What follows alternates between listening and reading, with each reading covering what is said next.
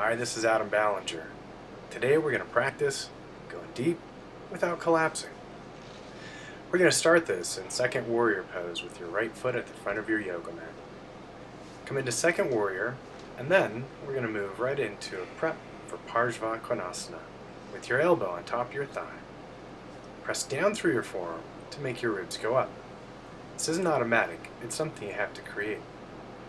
Once you can get your ribs up, the arm should extend up even better that same direction. Alright, let's move this on.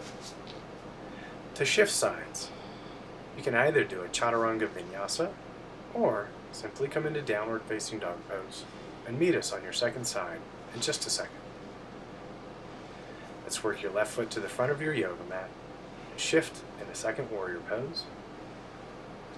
Once you're there, let your forearm or your elbow just on top of your thigh, and practice, instead of leaning into the shoulder, pressing down through the arm and helping your rib cage and spine extend up. Once this is going well, practice taking your left hand down to a block or the floor. You'll notice if you collapse down, your ribs, your shoulders, and your neck will all seem to get bunched up. But if you can keep your ribs up as you lunge deep, you'll also notice your arm can extend up with more ease. This is how you can get deep in a pose without collapsing. Okay, let's move on. Again, the short vinyasa or just a downward facing dog. Either one will work great. If you do the short vinyasa, practice how you press down through your hands rather than lean into them. You'll probably find that you can extend your head up even better and maybe even move your ribs higher too. Let's go back to your first side again.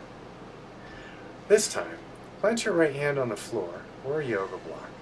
Set your foundation deep enough that it's hard to get your inner body and your ribs to expand up. This is different than twisting. When you get the ribs to go up, the arm or the appendages will go up with even more ease. Now you can try taking your arm more over your head. If you can get the ribs to move the direction you want to reach the arm, the shoulders will have a much easier time.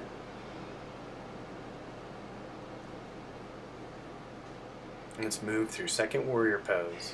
Clear your breath. And then again, however you want to move from one side to the other. Chaturanga or downward facing dog. Either one will work.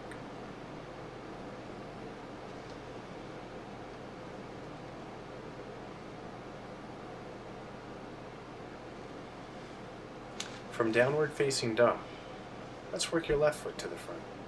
And let's go back to the forearm on top of the thigh this time. Press down through the arm to make your ribs go up. You might have to build this coordination. Then with the ribs up, take your hand lower, and then begin to extend your top arm up and then over. And make sure that the ribs move the same direction you want to move your arm. This is getting deep in the pose, without collapsing your spine and everything above the trunk. I think you'll find this to be a lot healthier for your body in the long run too. I'd recommend practicing this a few times. Hold the pose for a few moments, maybe even 5 to 10 breaths. Get stronger and stronger at holding your inner body up and moving it the direction you want your outer body to go. That's the ribs and the spine up before you extend your arms out. As you get stronger, you'll be able to go into deeper and deeper poses and still hold your body up. Good luck!